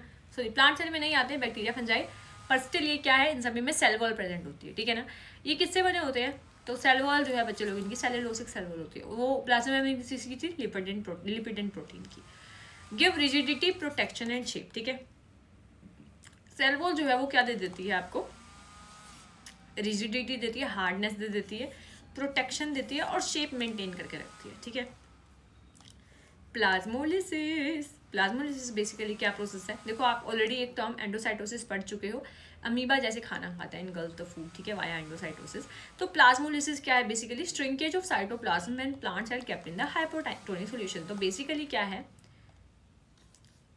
ये जो अपन ने पढ़ा था ना यहाँ पे, इसी को ही आप क्या कह सकते हो, प्लाज्मोलिसिस भी कह सकते हो। अपन ने क्या देखा था कि जब भाई को गुस्सा आया हो सब सेल से बाहर सेल श्रिंक, ठीक है। तो सिमिलरली क्या है बच्चे लोग यहाँ पे, plasmolysis, shrinkage of cytoplasm when plant kept in hypertonic solution, done. चलो अगला है बच्चे लोग इंपॉर्टेंट डायग्राम देख लो। इंपॉर्टेंट डायग्राम में क्या है, ओस्मोसिस इन हाइपरटोनिक आइसोटोनिक हाइपोटोनिक सॉल्यूशन। तो अगर आपसे हाइपरटोनिक वगैरह मान लो 3 नंबर में पूछ लिया तो आप इसका डेफिनेटली डायग्राम बना देना, कोई दिक्कत नहीं है, ठीक है। जैसे हाइपरटोनिक की बात है तो भैया सेल को क्या दिखा देना कि भैया जो सेल है ना, सेल बना के उसको बेचारे को दिखा देना कि भाई पहले नॉर्मल सेल ऐसे था, और फिर उसके बाद क्या है, हाइपरटोनिक में डालने के बाद जो सेल है वो बेचारा श्रिंक हो गया, ठीक है ना। इसको नॉर्मली बना देना, ठीक है। ये आ गया आपका हाइपरटोनिक वाला, ठीक है। इसमें क्या हो गया, water out of the cell निकल गया। इस तरीके से एक स्ट्रक्चर बना सकते हो हाइपरटोनिक के लिए। आइसोटोनिक के लिए नॉर्मल सेल था, नॉर्मल ही रहा, ठीक है ना। और हाइपोटोनिक के लिए जो सेल था ये नॉर्मल था बेचारा, और लेकिन जैसे ही गया तो पानी जो है इसमें एंटर करेगा, वाटर एंटर्स, जिसकी वजह से क्या हो जाएगा, हिप्पो जैसा, ठीक है। तो बेसिकली क्या हो जाएगा, ये थोड़ा सा स्वेल हो जाएगा सेल। डन है, अरे डन है बाजी, ठीक है। चलो इसके बाद क्या है, प्लाज्मोलिसिस। जैसे मैंने बताया था आपको, श्रिंक जो सेल हो रहा था, ठीक है ना। तो प्लाज्मोलिसिस इज बेसिकली ये टाइप ऑफ जब आप उसको हाइपरटोनिक में रख देते हो, ठीक है। जैसे इन्होंने रोयो लीफ का एक एक्सपेरिमेंट दिखा रखा है आपकी एनसीईआरटी में। तो रोयो लीफ जो है आपको दिखा रखी है, ये क्या है, नॉर्मल इस तरीके का कुछ दिखाई देता है। तो तुम देखना 1 2 3 4 5 हेक्सागोनल टाइप का ही सेल है। तो हेक्सागोनल टाइप के सेल में जब आप उसको किस में रख देते हो, मतलब प्लाज्मोलिसिस के लिए आपको हाइपरटोनिक में रखना पड़ेगा, ठीक है ना। कॉन्सेंट्रेशन बाहर ज़्यादा है ना सॉल्यूट की। तो बेसिकली क्या हो जाएगा, water out of the cell move करेगा और देखो सेल श्रिंक होते होते होते होते होते होते देखो बेचारा पिदूसा रह जाएगा, ठीक है ना। तो प्लाज्मोलाइजिंग सॉल्यूशन में क्या होता है, इस तरीके से श्रिंक हो जाता है, भूल जाओगे। और जो ये डायग्राम्स है ना, जैसे मान लो प्लाज्मोलिसिस आपको याद नहीं आ रहा, अरे क्या होता था क्या होता था क्या होता था, तो बेसिकली ये जो स्ट्रक्चर है ना, इसको अपने ब्रेन में ग्रैब कर लेना। तो ये जो स्ट्रक्चर है ना, इनका यही रीज़न है क्योंकि अपना दिमाग जो होता है ना, वो स्ट्रक्चर्स में सोच सकता है। प्लाज्मोलिसिस में मैम ने क्या बताया था, प्लाज्मोलिसिस के स्ट्रक्चर हमने देखा था, ग्रीन कलर का एक प्लांट था, वो बेचारा छोटा छोटा छोटा छोटा होता जा रहा था। तो बेसिकली यही छोटा छोटा हो रहा है, ठीक है। तो बेसिकली क्या श्रिंक ही हो रहा है, छोटा हो रहा है, तो डेफिनेटली। अगला है भैया आपके पास फंक्शंस ऑफ सेल वॉल क्या क्या होते हैं। तो भैया सेल वॉल क्या क्या करती है बता देना, ठीक है। ये MSQ है, ये आपका होमवर्क मान लेना, होमवर्क फर्स्ट का आंसर बता देना। रिजिडिटी देती है, प्रोटेक्शन देती है, प्लाज्मोलिसिस करती है, या फिर परफॉर्म रेस्पिरेशन, ठीक है। MSQ है, ध्यान से बताना। इसके बाद नेक्स्ट है बच्चे लोग कॉमेंट में बता देना। नेक्स्ट जो है आपके पास वो रहा ये न्यूक्लियस की बात करते हैं, ठीक है। न्यूक्लियस आपको क्या कहती है भैया, ये कंट्रोल सेंटर होती है मैम, ये हमें पता है, ठीक है। Control centre of the cell, तो ये पॉइंट पक्का लिख देना। इसके बाद क्या है बच्चे लोग, डबल मेम्ब्रेन और कॉल्ड न्यूक्लियर मेम्ब्रेन, ठीक है। तो डबल मेम्ब्रेन बाउंड होती है, न्यूक्लियर मेम्ब्रेन कहते हैं। इसमें पोर भी होता है, ठीक है ना। मतलब इसका स्ट्रक्चर मैंने आपको दे रखा है, रुको पहले दिखाती हूँ मैं आपको इसका स्ट्रक्चर, ये ठीक है ना। ये डायग्राम ऑफ न्यूक्लियस है। तो देखो इस तरीके से आपको ये जो डबल मेम्ब्रेन दिखाई सी दे रही है, ये देखो इस तरीके से, है ना, यूं करके। अब ये जो डबल मेम्ब्रेन है ना बच्चे लोग, ये ना मतलब पूरी की पूरी इवन नहीं है कि चलो लो पकड़ा हमने ऐसे गोला बना दिया, नहीं। This is not nucleus, it has pores, this is known as the nuclear pore, here it is. इसके बाद अंदर क्या होता है, इसके क्रोमेटिन होता है, क्रोमेटिन मटेरियल। डन है। ये क्या है जो बाहर वाला, इसको क्या कहते हैं अपन, न्यूक्लियर एनवेलप बोलते हैं। न्यूक्लियर एनवेलप में न्यूक्लियर पोर्स होते हैं, पोर्स के अंदर क्रोमेटिन मटेरियल देखने को मिलता है। और न्यूक्लियस के अंदर एक छोटा सा और न्यूक्लियोलस भी प्रेजेंट होता है। और बाकी जो ये लिक्विड जो प्रेजेंट होता है ना यहाँ पे, जस्ट लाइक साइटोप्लाज्म सेल में होता है, इस तरीके से जो लिक्विड सा प्रेजेंट होता है, ये जो आपको पर्पल कलर का दिखाई दे रहा है, ये सारा का सारा क्या आपके पास न्यूक्लियोप्लाज्म है, ठीक है। समझ आ रही है वाली बात। तो this is the structure of nucleus. कोई बनाना दे तो डेफिनेटली बना लेना, न्यूक्लियस भी पूछा जाए तो भी बना देना, कोई दिक्कत नहीं है। नंबर नहीं करते यार डायग्राम का, तो बल्कि अच्छा लगता है न्यूक्लियस मतलब डायग्राम बनाया तो, ठीक है। इसके बाद क्या है देखो, इसमें क्रोमेटिन मटेरियल होता है। क्रोमेटिन मटेरियल बोले तो DNA एंड प्रोटीन दोनों से मिलकर बना होता है, ठीक है ना। तो कल भी अपन एक जो क्विज कर रहे थे ना, उसमें एक ऐसा प्रश्न आया था। तो क्रोमेटिन मटेरियल में केवल और केवल DNA नहीं होता, केवल और केवल प्रोटीन भी नहीं होते, दोनों मिला के होते हैं, ठीक है ना। DNA प्लस प्रोटीन मिलके क्या बनाते हैं, क्रोमेटिन मटेरियल। DNA के पास क्या होते हैं बच्चे लोग, जीन्स होते हैं छोटे छोटे, जो हेरिडिटरी इन्फॉर्मेशन को कैरी करते हैं, ठीक है ना। इसके बाद क्या है, ड्यूरिंग डिविजन क्रोमेटिन जो है वो किस में कन्वर्ट हो जाता है, क्रोमोसोम्स में। तो बेसिकली पूरे के पूरा जब भी जैसे सेल पड़ा हुआ है तो पड़ा हुआ है, ठीक है, क्रोमेटिन मटेरियल ही प्रेजेंट होता है। लेकिन क्या होता है, डिवीजन के टाइम पे जो क्रोमेटिन है ना, वो किसमें कन्वर्ट होता है, क्रोमोसोम्स में, केवल डिवीजन के टाइम पे। Otherwise chromatin material DNA protein इस तरीके से ही पड़ा होता है। लेकिन ड्यूरिंग डिवीजन, जब डिवीजन का टाइम आ जाता है, तभी केवल वे क्रोमोसोम में कन्वर्ट होता है, ठीक है ना। फंक्शन क्या होता है न्यूक्लियस का, जैसे आपने पढ़ लिया, कंट्रोल सेंटर है, सारी सारी सेल एक्टिविटी को डायरेक्ट करेगी, ग्रोथ को कंट्रोल करेगी, रिप्रोडक्शन को कंट्रोल करेगी। कौन, न्यूक्लियस, ठीक है ना। क्योंकि देखो DNA इसमें ही है, जीन्स इसी में ही है, तो इसी को सारी की सारी हेरिडिटरी इन्फॉर्मेशन के साथ साथ रिप्रोडक्शन वगैरह जो है वो सब न्यूक्लियस ही देगी, ठीक है। इसके बाद क्या आ जाता है अपने पास, टाइप ऑफ सेल्स। तो भैया प्रोकैरियोट एंड यूकैरियोट, दो टाइप के सेल्स जो है आपको देखने को मिलते हैं। तो इसमें देखो बात क्या है, मैंने आपको एज पहले बताया, यहाँ पे मैं अगर प्लांट सेल और एनिमल सेल भी लिखूँ, एनिमल सेल में क्या होती है बच्चे लोग, सेल वॉल एब्सेंट होती है, ठीक है ना, सेल वॉल एब्सेंट। लेकिन इसमें क्या होती है, सेल वॉल प्रेजेंट, ठीक है। जैसे प्लाज्मा मेम्ब्रेन होती है, PM प्रेजेंट, ठीक है। ऑल्सो क्या है, एनिमल सेल का ठीक है जो भी है, लेकिन प्लांट सेल का जो वो है ना, एग्जाम्पल हमने देखा था, मतलब जो सेल वॉल प्रेजेंट होती है वो किस में होती है, प्लांट सेल में तो होती ही है, साथ में किस में होती है, फंजाई में होती है, साथ में किस में होती है, बैक्टीरियाज में होती है, ठीक है ना। ये क्या है, एनिमल सेल में मतलब सेल वॉल एब्सेंट होती है, ये वाली चीज़ है। अब प्रोकैरियोट की अगर मैं बात करूँ तो प्रोकैरियोट एंड यूकैरियोट। प्रोकैरियोट तो एक सेल वो होते हैं जिसमें नो न्यूक्लियर मेम्ब्रेन, न्यूक्लियर में मेम्ब्रेन नहीं होगी, उनमें केवल क्या होता है, न्यूक्लियोइड होता है, हैव न्यूक्लियोइड, ठीक है, फॉर एग्जाम्पल इन बैक्टीरिया। अब मान लिया कि ठीक है मैम इस पर न्यूक्लियर मेम्ब्रेन नहीं है, लेकिन बैक्टीरिया में सेल वॉल तो प्रेजेंट है, ठीक है। तो ध्यान रखना प्रोकैरियोट में केवल और केवल आपका बैक्टीरिया आया है, यूकैरियोट में आपका प्लांट भी आ रहा है, एनिमल भी आ रहा है, ट्रू सेल दोनों है, प्लांट भी है, एनिमल भी है। लेकिन अब प्लांट और एनिमल जो सेल है ना, मतलब जो यूकैरियोट है ना, ऐसा नहीं है कि यूकैरियोट में भैया सेल वॉल होती है, ठीक है, क्योंकि यूकैरियोट में एनिमल सेल ऐसे हैं। यूकैरियोट में क्या है, यूकैरियोट्स में प्लांट सेल भी आते हैं, एनिमल सेल भी आते हैं। तो प्लांट सेल ऐसे हैं जिसमें सेल वॉल प्रेजेंट है, और एनिमल सेल ऐसे हैं जो सेल वॉल एब्सेंट है, ठीक है ना। तो बेसिकली आप इनको सेल वॉल के बेसिस पर डिफरेंशिएट नहीं करते हो। यू का मतलब होता है ट्रू, ठीक है, इनको ट्रू सेल बोला जाता है, ये प्रो है, ठीक है ना। प्रो में क्या होता है बच्चों, न्यूक्लियर मेम्ब्रेन नहीं है इनके पास, ठीक है ना, बस क्या होता है न्यूक्लियोइड सा होता है, मतलब ऐसे सारा का सारा मटेरियल बस पड़ा होगा बैक्टीरिया जैसे, ठीक है ना। बैक्टीरिया में सेल वॉल प्रेजेंट होती है, याद रखना, ठीक है। यूकैरियोट मतलब आप प्रोकैरियोट एंड यूकैरियोट को ध्यान रखो, अपने दिमाग में बैठाओ, आप प्रोकैरियोट और यूकैरियोट को सेल वॉल के बेसिस पे डिफाइन नहीं कर सकते। प्रोकैरियोट इज जनरली जस्ट जिसमें क्या है, न्यूक्लियर मेम्ब्रेन नहीं होता है, यूकैरियोट जिसमें न्यूक्लियर मेम्ब्रेन प्रेजेंट होता है, ठीक है ना, जिसके पास ट्रू न्यूक्लियस होती है, और ट्रू न्यूक्लियस की वजह से यू का मतलब ट्रू बोला जाता है, ठीक है, विद न्यूक्लियर मेम्ब्रेन। तो basically you can just differentiate prokaryote and eukaryote on the basis of only and only true nucleus present है कि नहीं है, ठीक है ना। जैसे प्रोकैरियोट्स में नहीं होती, यूकैरियोट्स में होती है। प्रोकैरियोट का सिर्फ एक बैक्टीरिया एग्जाम्पल ही आपको याद रखना, ज्यादा फालतू के एग्जाम्पल याद नहीं रखने। Plant cell and animal cell can be differentiated on the basis of cell wall, ठीक है। Also plant cell as well as bacteria as well as fungi have cell walls, ठीक है, डन है। आई होप अब आप clear होगे nuclear membrane के basis पे प्रोकैरियोट्स एंड यूकैरियोट्स को डिफाइन करना है। उसके बाद क्या है, देखो इसका स्ट्रक्चर देख लेते हैं। प्रोकैरियोट जैसे मैंने बताया केवल केवल एक आपको बैक्टीरिया ही याद रखना है, प्रोकैरियोट है, ठीक है ना। तो भैया इसके पास कैप्सूल लाइक स्ट्रक्चर होता है बैक्टीरिया के पास, ठीक है। उसके पास इस तरीके से एक फ्लैजिला आपको देखने को मिलेगा, ठीक है ना, पूछ सी इसकी फ्लैजिला इसको बोलते हैं, इसकी वजह से ये बेचारा मूव कर पाता है, ठीक है। इसमें देखो मैंने बताया था ना प्रोकैरियोट या यूकैरियोट हो, ठीक है, सेल वॉल दोनों पे हो सकती है, क्योंकि यू में कुछ के पास सेल होगी, कुछ के पास सेल वॉल नहीं होगी, ठीक है। तो देखो प्रोकैरियोट में लेकिन सेल वॉल पक्का होगी, ठीक है, कैप्सूल पक्का होगा, प्लाज्मा मेम्ब्रेन पक्का होगी, ठीक है ना। बस न्यूक्लियस जो है, न्यूक्लियर मेम्ब्रेन नहीं है, तो भैया सिर्फ केवल और केवल क्या है, न्यूक्लियोइड है। देखो उसमें बस ऐसे देखो उस तरीके से जो इनका मटीरियल है ना, वो बेचारा ऐसे पड़ा हुआ है, ठीक है, ऐसी वाली चीज़ है। ट्रू न्यूक्लियस नहीं है, साइटोप्लाज्म होगा, फ्लैजिला होगा, ठीक है। भूल जाओगे नहीं, नहीं भूलेंगे। अब बात आ जाती है यूकैरियोटिक सेल की। यूकैरियोट में क्या होता है बच्चों, देखो इसने कहीं पे भी ना तुम्हें वो नहीं लिखी दिख रही कि भाई मतलब सेल वॉल दिखा दें, क्यों, क्योंकि सेल वॉल हो भी सकती है, नहीं भी हो सकती। प्लांट सेल की बात करोगे नहीं हो मतलब हो सकती है, एनिमल सेल की बात करोगे नहीं हो सकती, ठीक है ना। तो इसलिए क्या है, इसमें न्यूक्लियस पक्का होगी, ठीक है, ईआर पक्का होगा, गोल्गी एपैरेटस पक्का होगा, माइटोकॉन्ड्रिया पक्का होगा, साइटोप्लाज्म पक्का होगा, ऐसी वाली चीज़ें, ठीक है ना, सही है। बहुत सारी टेक्नोलॉजीज हैं जो प्लांट में नहीं होती, एनिमल में होती है, तो वही वाली चीज़ है कि इसीलिए स्पेसिफिक बस वही लिखा है जो दोनों में कॉमन होती है, ठीक है। तो कंफ्यूज नहीं होना है। प्रो बोले तो बस केवल और केवल बैक्टीरियाज को प्रो बोलते हैं, ठीक है ना, कहीं भी पहुंच जाते हैं। इसके बाद क्या है, ये आपका जो है ये एक आपका टेक्स्ट क्वेश्चन आ जाता है कि प्रोकैरियोट एंड यूकैरियोट के बीच का डिफरेंस बताओ, जो जनरली पूछा ही जाता है, ठीक है ना। अब ज़्यादा कंफ्यूज नहीं होना, अपने दिमाग में अपनी आंखें बंद करके अपने दिमाग में सोचना है कि व्हाट आर प्रोकैरियोट। प्रोकैरियोट बोले तो बैक्टीरिया ओनली, प्रो क्यों है, बस बैक्टीरिया है और कोई प्रो नहीं है इस दुनिया में, ठीक है ना।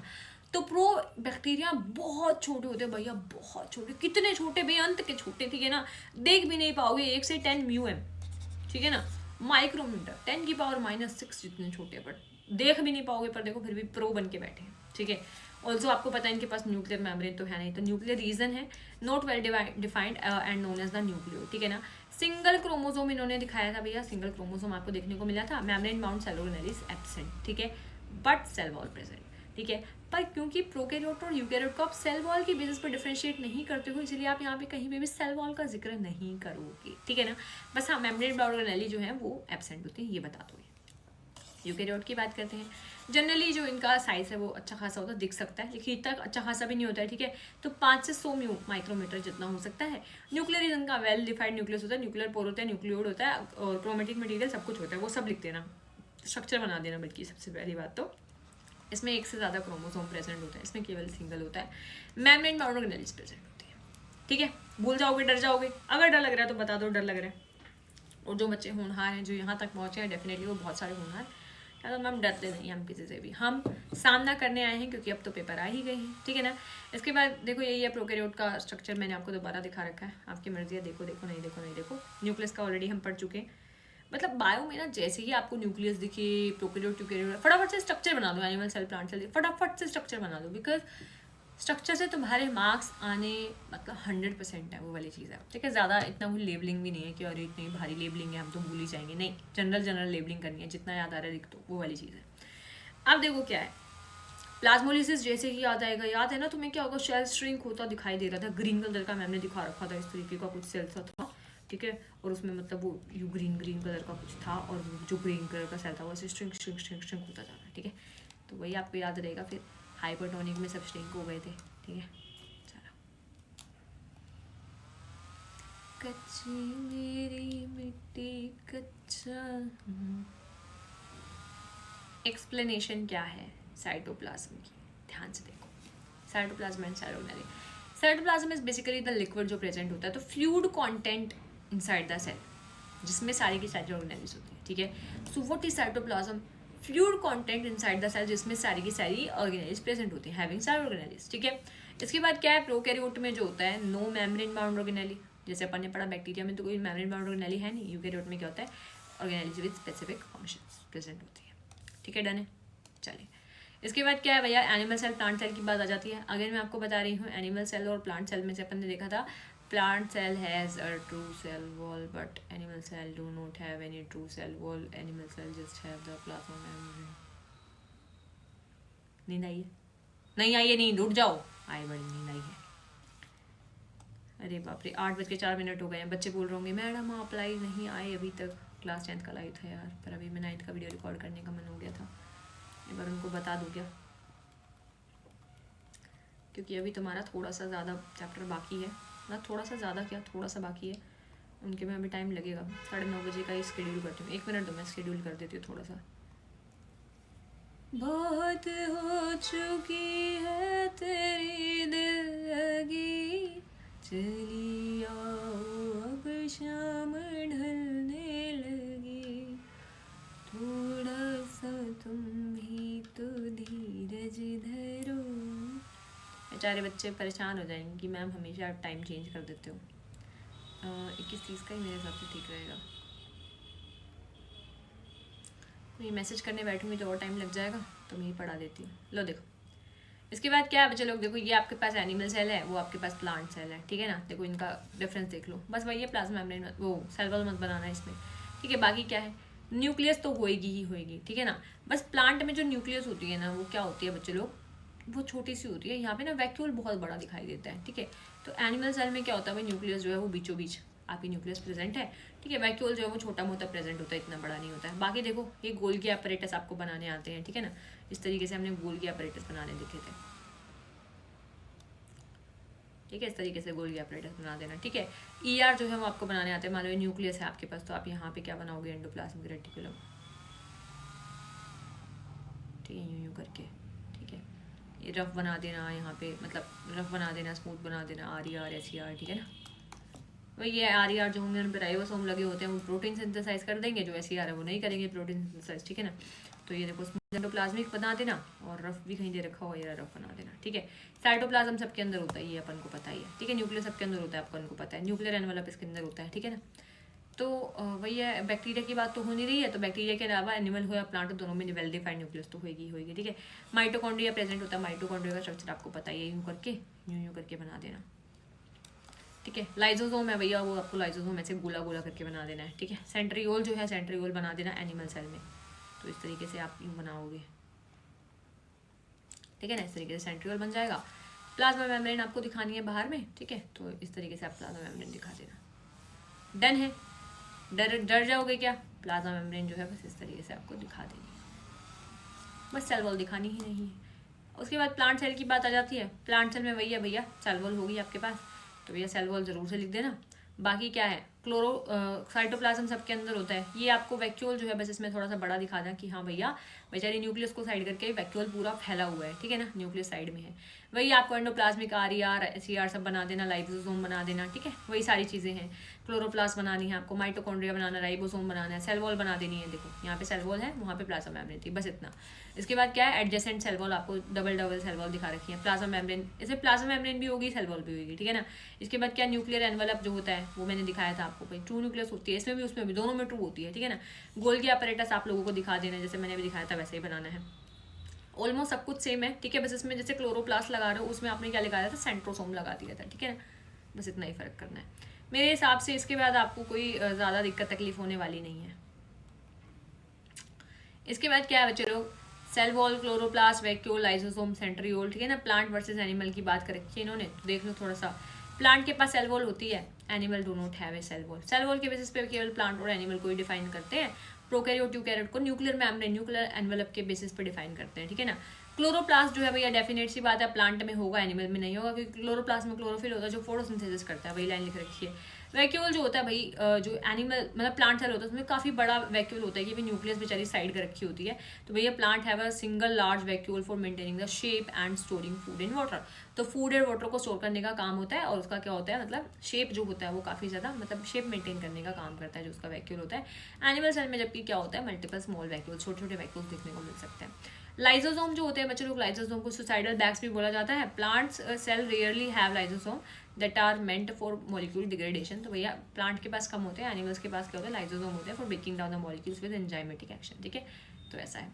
इसके बाद सेंट्रियोल की बात करें तो पता है भैया एनिमल में होगा सेंट्रियोल, लेकिन ये एब्सेंट होता है प्लांट्स में, ठीक है। चलिए जी, इसके बाद जल्दी जल्दी आ जाते हैं अपन, सारी सेल ऑर्गेनेली पढ़नी है अपन को। ER एंडोप्लाज्मिक रेटिकुलम, जो अपन ने पढ़ा था, RER SER दो तरीके की हो सकती हैं। इसको जो न्यूक्लियस होती है ना, न्यूक्लियर के मेम्ब्रेन पे इस तरीके से आपको बनाना होता है, ठीक है ना। RER बेसिकली जिन पे क्या होते हैं, बेसिकली आपके राइबोसोम्स अटैच होते हैं। SER जिन पे राइबोसोम्स अटैच नहीं होते, ठीक है। इस तरीके से ये आपके मान लो RER हो गया, ठीक है। ये वाली हो गई आपके पास SER, और is a smooth endoplasmic reticulum, ठीक है। RER जो होता है जैसे मैंने बताया राइबोसोम के साथ होती है, इसलिए उसको रफ बोला गया है। ये प्रोटीन सिंथेसिस का काम करती है। SER ऐसा नहीं करती है, तो ये लिपिड सिंथेसिस का काम करती है और साथ में डिटॉक्सिफिकेशन करती है, ठीक है ना। तो जैसे मैंने बताया था कि प्लाज्मा मेम्ब्रेन दो चीज़ों से मिलकर बनी होती है, लिपिड प्लस प्रोटीन्स। तो प्रोटीन सिंथेसिस का काम कौन कर रहा है, राइबोसोम। तो राइबोसोम किसके पास से प्रेजेंट है भैया, RER के ऊपर प्रेजेंट है, तो हम वहाँ पे प्रोटीन सिंथेसाइज करवा देंगे। लेकिन अब जो SER है वो प्रोटीन नहीं करवा रहा, तो वो लिपिड सिंथेसिस करवा देगा, साथ में क्या करेगा, डिटॉक्सिफिकेशन, ठीक है। अगर कोई टॉक्सिक सब्सटेंस आ गए उसको डिटॉक्सीफाई करवाने का काम करेगा। इसके बाद क्या आ जाती है भैया, गोल्गी अपैरेटस की बात आ जाती है, ठीक है। गोल्गी बॉडी इस तरीके से जिसको मैंने बनाया था, मतलब स्टैक लाइक सा स्ट्रक्चर, इस तरीके से स्टैक्स ऑफ सिस्टर्ना, ठीक है। सिस्टर्ना के स्टैक्स इस तरीके से प्रेजेंट होते हैं। फंक्शन क्या होता है भैया, ये स्टोरेज करते हैं, मॉडिफिकेशन, पैकेजिंग, लाइसोसोम फॉर्मेशन। तो देखो ध्यान से समझ लो, गोल्गी अपैरेटस का काम, लाइसोसोम का फॉर्मेशन करेंगे, ठीक है। ध्यान रखना, लाइसोसोम सुसाइडल बैग को कौन बनाया है, गोल्गी, ठीक है ना। गोल्गी अपैरेटस ने सुसाइडल बैग को बनाया है। साथ में स्टोर करवाते हैं कि चल आजा, कुछ एक्स्ट्रा आया है, एंडोप्लाज्मिक रेटिकुलम ने मान लो बना दिया, ठीक है। तो गोल्गी अपैरेटस में वो जाके स्टोर हो रहा है। साथ में गोल्गी अपैरेटस कर रहा है, चल मैं तुझे मॉडिफाई भी कर देता हूँ ताकि तेरे को एक जगह से दूसरी जगह भेज सकें, ठीक है। मॉडिफिकेशन में वो पैकेजिंग कर देता है उसको अच्छे से, ठीक है ना, पैकेजिंग कर देता है, और साथ में लाइसोसोम। तो बेसिकली बस इतना ध्यान रखो, पहले ER प्रोटीन लिपिड वगैरह का डिटॉक्सिफिकेशन करवाया, अब जो प्रोटीन लिपिड का सिंथेसिस है वो भेज देगा मान लो गोल्गी के पास। तो गोल्गी करेगा कि चल ठीक है, आया है तो मैं तुझे स्टोर कर लूँगा, चल आ ही गया है तो मॉडिफाई कर लूँगा तुझे, मॉडिफाई करने में मैं तुझे पैक कर दूंगा अच्छे से ताकि तेरा ट्रांसपोर्ट करवाया जा सके, ठीक है ना, और लाइसोसोम फॉर्मेशन करवा देगा, ठीक है। इस तरीके से बस थोड़ा स्टोरी की तरह याद रखना, ज़्यादा भड़क मत लेना। इसके बाद लाइसोसोम, तो भैया जैसे मैंने बताया गोल्गी भैया ने बना तो दिया है, तो लाइसोसोम क्या है, सुसाइडल बैग हो गएगा भाई, मैं तो मरूंगा, है ना, मेरे को गोल्गी ने बनाया है, कैसे ऐसा कर कैसे दिया उसने मेरे साथ, तो ठीक है भैया। तो ये भी क्या होते हैं, मेम्ब्रेन सैक होते हैं भाई, डाइजेस्टिव एंजाइम्स, तो बेसिकली कुछ भी नहीं है। लाइसोसोम को अगर मैं डिफाइन करूँ तो लाइसोसोम है क्या, बस मेम्ब्रेन का सैक है, ये मेम्ब्रेन है, बस इतना, ठीक है। इसके अंदर क्या है, इसके अंदर केवल और केवल ना डाइजेस्टिव एंजाइम्स हैं। देख रहे हो गोल्गी बॉडी ने एक ऐसी बॉडी बनाई है जिसका नाम लाइसोसोम है, जिसके अंदर केवल और केवल डाइजेस्टिव एंजाइम्स है, ठीक है ना। तो बस मेम्ब्रेन सैक है, उसके अंदर डाइजेस्टिव एंजाइम है बहुत सारे, ये वेस्ट को डाइजेस्ट करते हैं। जैसे मैंने बताया था कि भाई एंडोप्लाज्मिक रेटिकुलम जो SER है वो डिटॉक्सिफिकेशन का काम भी करता है, ठीक है ना। और साथ में क्या कर रहा है, अब गोल्गी बॉडी के पास भेज रहे थे सारे के सारे सब्सटेंसेस को, अब गोल्गी बॉडी है वो क्या कर रहा है, लाइसोसोम को बना रहा है जो डाइजेस्टिव एंजाइम कंटेन कर रहा है। वो क्या क्या डाइजेस्ट करने का काम करेगा, जो भी वेस्ट मटेरियल है, ठीक है, या फिर जो भी फॉरेन मटेरियल आया है, या फिर वोर्न आउट ऑर्गेनेली आई है, कोई भी ऐसी ऑर्गेनेली मतलब जो खराब हो चुकी है या मतलब जो डैमेज हो चुकी है उसको खा लेगा, डाइजेस्ट कर देगा, इसलिए उसको सुसाइडल बैग भी बोला जाता है, ठीक है ना। इसके बाद नेक्स्ट आ जाता है भैया अपने पास माइटोकॉन्ड्रिया। ये तो अपना मोस्ट फेवरेट है, अपने एक बच्चे का नाम भी माइटोकॉन्ड्रिया, ठीक है ना। माइटोकॉन्ड्रिया अगर वीडियो देख रहे हो तो माइटोकॉन्ड्रिया हेलो बोल दो, ठीक है। तो मैडम मैं माइटोकॉन्ड्रिया तक तो आ ही गया था। इसको बोलते हैं power house of the cell, double membrane होता है, इनरली फोल्डेड होता है, क्रिस्टी, ठीक है ना। तो बेसिकली जो आपको इनर फोल्ड दिखाई दे रहे हैं इनको क्रिस्टी बोला जाता है। ये क्या है, साइट ऑफ एटीपी सिंथेसिस, इसको energy currency of the cell भी बोलते हैं माइटोकॉन्ड्रिया को, ठीक है ना। इसमें क्या होता है, इसमें बस ये चीज़ आपको ध्यान रखनी है, इसके पास खुद का डीएनए, खुद के राइबोसोम। तो बेसिकली अपन ने देखा कि भी सेल के अपने राइबोसोम्स थे, ठीक है ना, जो अपन को मतलब अपने भी थे सेल के पास, ऑल्सो ईआर के ऊपर भी लगे हुए मिले थे, जिसको अपन ने आर बोला था। लेकिन माइटोकॉन्ड्रिया जो है, माइटोकॉन्ड्रिया के पास भी क्या है, अपने खुद के राइबोसोम्स है। राइबोसोम्स है तो वो खुद का प्रोटीन सिंथेसाइज कर सकता है। ऑल्सो हमने देखा था कि भी सेल की न्यूक्लियस के अंदर क्या है, डीएनए प्रेजेंट है, ठीक है, बट डीएनए प्रोटीन दोनों। लेकिन अब जो माइटोकॉन्ड्रिया उसके पास अपने खुद के डीएनए प्रोटीन है, समझ रहे हो ना, डीएनए राइबोसोम है, मतलब क्या है, वो खुद का डीएनए और खुद की प्रोटीन बना सकता है। तो इसलिए क्या बोला जाता है उसको, सेल्फ रेप्लिकेटिंग ऑर्गेनेली इसको बोला जाता है, ठीक है। तो याद रखो सेल के अंदर न्यूक्लियस, और न्यूक्लियस में क्या होता है, बेसिकली डीएनए एंड प्रोटीन, जिसको अपन ने क्रोमेटिन मटेरियल बोला है। तो that is the chromatin material also present inside the mitochondria. Mitochondria have its own DNA and own ribosomes that can form protein, that can synthesize protein. So basically mitochondria have its own DNA and proteins, ठीक है। That is why mitochondria is also known as a self-replicating organelle.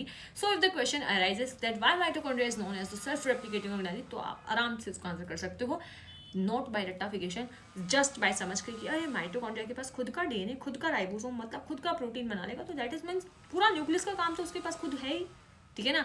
तो basically क्या हो गया भैया, self replicating. चलिए, इसके बाद माइटोकॉन्ड्रिया का जो थोड़ा सा स्ट्रक्चर है जो आपको पेपर में बनाना है, कुछ इस तरीके से राजमा सा बना देना, एक मोटा सा राजमा, ठीक है। इस तरीके से करके थोड़ा सा गंदा बन गया है, तुम बर्दाश्त कर सकते हो मेरे हिसाब से। डबल मेम्ब्रेन बाउंड ऑर्गेनेली होती है, ये दिखा देना भाई डबल मेम्ब्रेन है ना। इसके बाद इसकी क्रिस्टी दिखा देना, यूं यूं करके, यूं यूं करके, मतलब थोड़ा सा, मैं ज़्यादा अच्छी तो नहीं बना रही हूँ, पर मेरे हिसाब से काफ़ी ज़्यादा अच्छी बनी है, जितनी मुझे बनानी आती है उस हिसाब से। तो ठीक है, ये आपका माइटोकॉन्ड्रिया का स्ट्रक्चर बना है। इसके बाद आपको इसमें वही दिखाना है, राइबोसोम्स दिखा देने हैं। ये लो राइबोसोम मैंने दिखाती है, साथ में क्या दिखा देना आपको, इसके पास खुद का क्रोमेटिन मटेरियल डीएनए होता है, ठीक है ना। इंटर मेम्ब्रेन स्पेस होगा, ठीक है ना, दो मेम्ब्रेन के बीच का स्पेस, ठीक है ना। यहाँ पे देखो दिखाया हुआ, ये रहा है ना, ये रहा, ये अंदर वाली क्रिस्टी है, ये आउटर वाली मेम्ब्रेन है, इनके पास पीछे इंटर मेम्ब्रेन स्पेस है, डीएनए प्रेजेंट होता है, क्रिस्टी बोला जाता है इस वाली को, ये जो अंदर फोल्डेड वाली है, फोल्डेड वाली, ठीक है ना। अब इसके बाद क्या, इनर मेम्ब्रेन जो है इस क्रिस्टी को ही बोला जाता है, आउटर मेम्ब्रेन तो आपको दिखाई दे रही है माइटोकॉन्ड्रिया वाली, ठीक है। राइबोसोम मैट्रिक्स यही सब होता है, बाकी कुछ होता ही नहीं है। मेन आपको राइबोसोम एंड वो बनाने हैं इसमें, क्या, क्रोमेटिन मटेरियल। इसके बाद आ जाती है प्लास्टिड की बारी, ठीक है। Plastid only in plant, plastid किसमें होते हैं, only and only in the plants, animals में नहीं होते हैं, ठीक है। Plastid basically chloroplast, chromoplast, leucoplast, ठीक है। तो बेसिकली क्लोरोप्लास्ट तुम याद रख सकते हो, क्लोरोफिल, ठीक है। तो भैया क्लोरोप्लास्ट बोल दो या प्लास्टिड बोल दो, केवल प्लांट्स में ही प्रेजेंट होते हैं, ठीक है ना। ये पिगमेंट कलरफुल सब्सटेंसेस होते हैं, ठीक है। देखो क्रोमो इज कलर्ड, ठीक है, क्लोरो इज कलर्ड, ठीक है ना, ग्रीन कलर का होता है।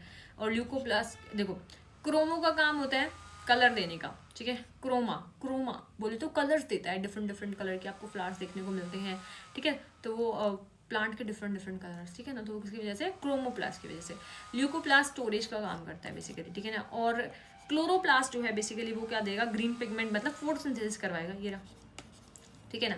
Have own DNA plus ribosome, तो प्लास्टिड के पास भी, तो देखो इसके पास भी प्लास्टिड एज वेल एज कौन, plastid as well as mitochondria have their own DNA and protein, ठीक है। इसलिए इसको क्या बोला जाता है, सेल्फ रेप्लिकेटिंग ऑर्गेनेली। डन है। तो अगर पूछा जाए कि अरे प्लांट सेल में कोई ऐसे दो स्ट्रक्चर जिनके पास खुद का ही वो होता है, डीएनए एंड प्रोटीन होता है, तो आप नाम बता सकते हो, mitochondria as well as plastids, ठीक है। चलिए, वैक्यूल की बात करते हैं तो आपको बहुत अच्छे से पता है कि भैया गैस जो है वो स्टोर करने का, वाटर स्टोर करने का काम होता है वैक्यूल्स का, ठीक है। तो स्टोरेज सेक इसको बोला जाता है। प्लांट सेल में लार्ज होता है compare to the animal cell, और cell sap that is the turgidity की सेल को प्रोवाइड कर देता है। जैसे मैंने बताया था कि प्लांट सेल का जो शेप है वो मेंटेन करने का काफ़ी काम करता है ये, और एनिमल्स में स्मॉल होता है, ठीक है।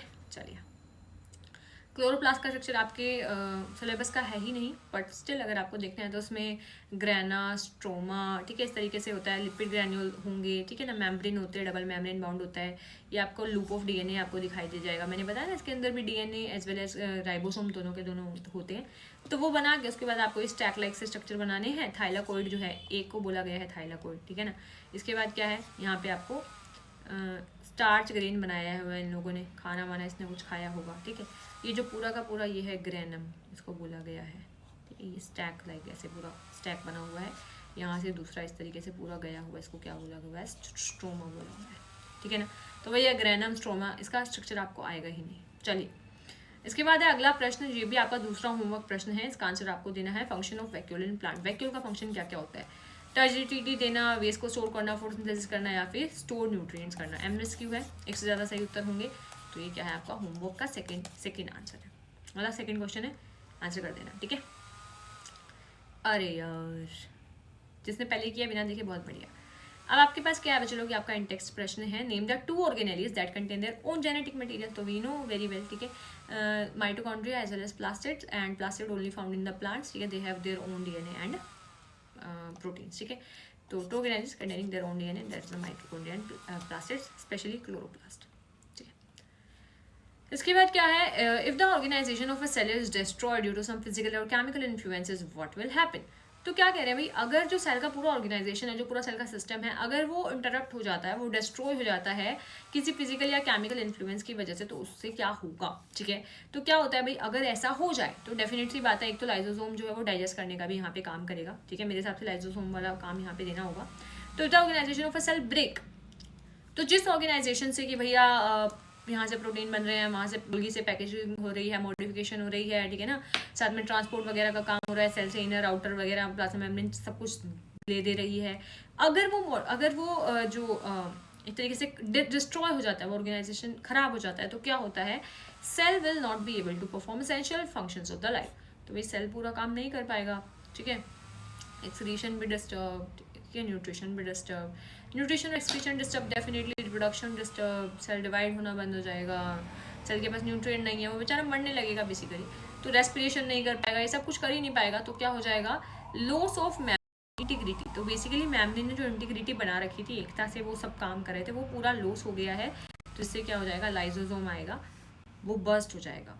लाइसोसोम बर्स्ट होते वो पूरे के पूरे डाइजेस्टिव एंजाइम को सेल में बिखेर देगा, और डाइजेस्टिव एंजाइम पूरे सेल को ही क्या कर लेंगे, डाइजेस्ट कर लेंगे। तो इसको क्या कहते हैं, सेल जो है अल्टीमेटली डाई कर जाएगा।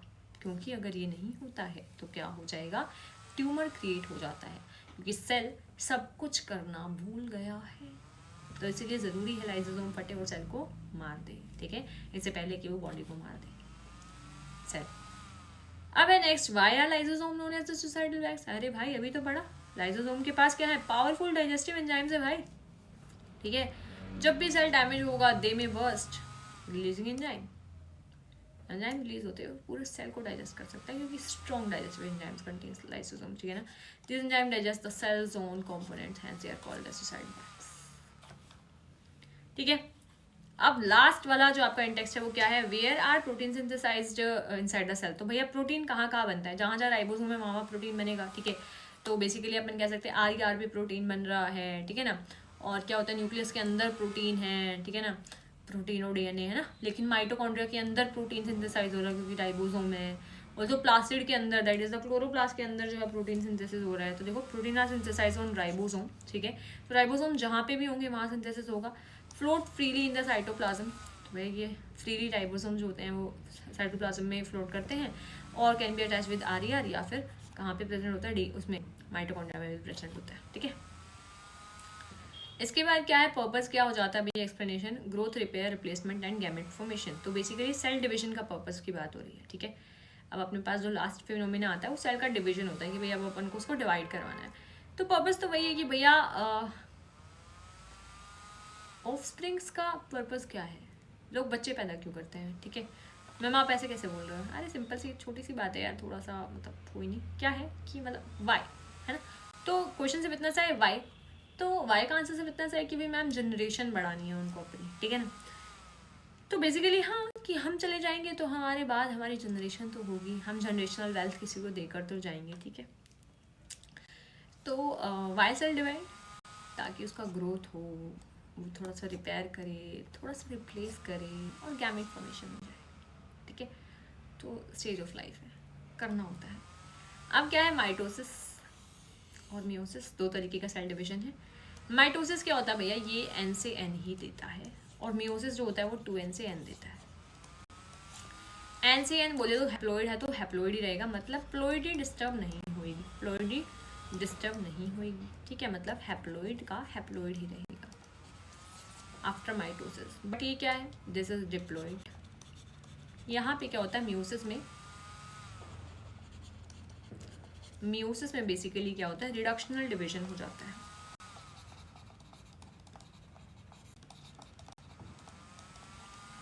तो रहना मेरे हिसाब से थोड़ा छोटा कर लेते हैं इसको,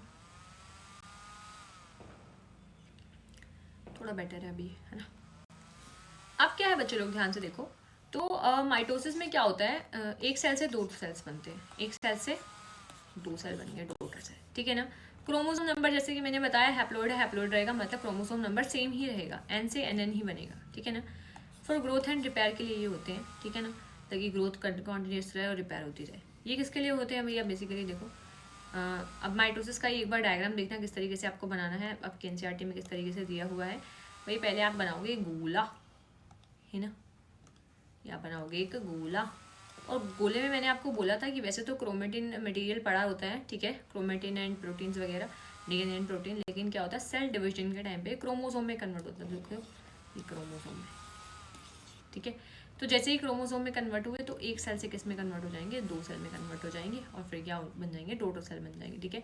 इधर भी 4 क्रोमोसोम थे, यहाँ पे क्या चलेगा, ये भी 4 चलेगा, मतलब यहाँ पे एन था प्लॉइडी, तो यहाँ पे भी क्या रहेगा, एन प्लॉइडी रहेगा, ठीक है। रिडक्शनल डिवीजन यहाँ पर नहीं होता है, याद कैसे रखोगे, एक माइटोसिस एम आई का फॉर्म, और एक होता है मी, ठीक है। जहाँ पे मैं आ जाए वहाँ पे क्या होता है, रिडक्शन होना स्टार्ट हो जाता है, ठीक है ना। मी जहाँ पे तुम मैं कहने लग जाओगे तभी आपका रिडक्शन पक्का, ठीक है। तो भैया भैया मियोसिस जो है अपना, मियोसिस की देखते हैं, मियोसिस क्या होता है। मियोसिस कह रहे भैया ये जर्म सेल में हो जाता है, किस में होता है meiosis, germ cell, reproductive cells में। बेसिकली एक सेल से 4 सेल बनते हैं, ठीक है। ये आपका एक सेल था, इससे 1 2 3 4 बनेंगे। ये 2n की प्लॉइडी रखता था, इन सब की प्लॉइडी NN होगी, ठीक है। रिडक्शनल डिवीजन है, एक सेल से 4 सेल बनेंगे, क्रोमोसोम नंबर हाफ हो जाएंगे, 2n थे यहाँ पे n रह जाएंगे, और गैमेट जो फॉर्मेशन है, मतलब गैमेट फॉर्मेशन के लिए, ठीक है। तो बेसिकली इसकी 2 सीरीज होती है, एक मियोसिस 1 होती है, एक मियोसिस 2 होती है, ठीक है। मियोसिस 1 जो होती है वही रिडक्शनल कहलाती है। इसमें भी पहले 4 ही थे मदर सेल में, तो ये क्या हुआ बेसिकली आपके 2 में टूट गए, ठीक है। पूरे के पूरे जो 2 हैं ये इसमें गए, इसको इस तरीके से बनाते हैं, ठीक है। तो ये क्रोमोसोम इस तरीके से पहले गए, उसके बाद क्या हुआ फिर इनका 1 से 2, मतलब ये मियोसिस 2 जो होता है ये माइटोसिस की तरह ही होता है। तो भैया जैसा उसमें बना था कि भैया सिंगल सिंगल रह जाएगा, डन है। तो जैसे मेन डिफरेंस जो मैं कहूँ कि देखो इसमें पहले 4 थे, अल्टीमेटली इसमें 2 रह गए, म्यूसिस हो रहा है, लेकिन उसमें 4 थे तो 4 ही रहे थे, जैसे अभी दिखाती हूँ, देखो इसमें 4 थे तो इसमें भी 4 है, इसमें भी 4 है, ठीक है। तो यही वाला जो मेन फर्क था वो था, क्लियर है। तो म्यूसिस जो होता है बच्चे लोग बेसिकली, ठीक है, वो भी ग्रोथ में हेल्प करता था, ये भी ग्रोथ में हेल्प करता है, वो भी रिपेयर में हेल्प करता था, ये भी रिपेयर में हेल्प करता है, लेकिन ये किस लिए होता है म्यूसिस बेसिकली, एक सेकेंड, ये तो माइटोसिस का MSQ है, ठीक है। मियोसिस जो होता है बच्चे लोग वो बेसिकली क्यों होता है, गैमेट फॉर्मेशन के लिए, ठीक है। तो गैमेट जो होते हैं वो आपको पता चला ये क्या होते हैं, हैप्लॉइड गैमेट प्रोड्यूस होते हैं। तो बेसिकली जैसे जाइगोट है वो आपकी 2n बनी है, ठीक है ना, क्योंकि ये n आएगा ये n आएगा, दोनों के दोनों n मिल जाएंगे और क्या बनेगा 2n बन जाएगा जाइगोट बनाने के लिए, ठीक है। तो वही वाली चीज़ होती है। इसके बाद क्या आता है भैया, माइटोसिस का इनमें से कौन सा, ये आपका होमवर्क 3rd है, ठीक है। तो भैया माइटोसिस किस चीज़ में मदद करता है, ग्रोथ में, रिपेयर में, फॉर्मेशन ऑफ गैमेट्स में, या फिर डेवलपमेंट ऑफ एम्ब्रियो में, ठीक है। इसके बाद क्या है बच्चे लोग आपके पास, अगला ये है फीचर ऑफ मियोसिस क्या क्या होते हैं, ठीक है, मियोसिस के फीचर। तो ये आपका होमवर्क क्या हो जाएगा 4th। इजी है, मेरे हिसाब से आपको बताने में कोई दिक्कत होगी नहीं। देखते हैं कौन बच्चा लास्ट तक पहुंचा, और जो लास्ट तक पहुंचा है तो आप लोगों को कमेंट करना है चक दिए फट्टे, ठीक है, और अपना फेवरेट इमोजी भेज देना, ठीक है, डन, ठीक है। चलो इसके अलावा कुछ बचा है क्या? नहीं। That's it for the class बच्चों लोग। आई होप आप लोगों ने एंजॉय किया हो, आई होप आपने बहुत सारी नई नई चीज़ें सीखी हो, और अगर इसके बाद कोई डाउट है तो डेफिनेटली आप मुझे कल वाले डाउट सेशन में पूछ सकते हो, ठीक है, इसी चैप्टर से related. Have very very nice day. Radhe Radhe. Also WhatsApp community जो है हमने बनाई है, उसका लिंक जो है मैंने आपको ऑलरेडी कम्युनिटी में दे दिया है, तो आप उधर से चेकआउट कर सकते हो। और तो टेलीग्राम पे भी डेली जो है रिवीजन क्वेश्चंस पोस्ट किए जाते हैं, तो आप उधर से जाके भी अपना रिवीजन स्ट्रॉन्ग कर सकते हो। जैसे अभी मैंने चैप्टर पढ़ाया है, तो अभी के अभी ही आज रात को ही मैं ऐसे क्वेश्चंस डाल दूंगी, तो आप उनको सॉल्व करके आपको थोड़ा सा अपना रिवीजन टेस्ट हो जाएगा कि आपने कितना सीखा, ठीक है। तो व्हाट्सएप पे ज़रूर जुड़े, या फिर टेलीग्राम पे, कहीं पे भी आप लोग जुड़ सकते हो। आपको बहुत मज़ा आने वाला है, क्योंकि आपकी स्टडी का जो रिविजन है वो साथ साथ हो जाने वाला है, ठीक है। इसके साथ मैं अपनी वाणी को विराम दूंगी। सेशन अच्छा लगा तो लाइक सब्सक्राइब एंड शेयर कर दीजिएगा। ऑल्सो मेरा नाम है नैना ऑफ मुस्कान मैम, तो ऐसे ही वन शॉट देखते रहिए, खुश रहिए, नाचते रहिए, और एग्जाम की टेंशन को कर दीजिए छुअंतर, हो जो सब गुम हो जाए। बाय।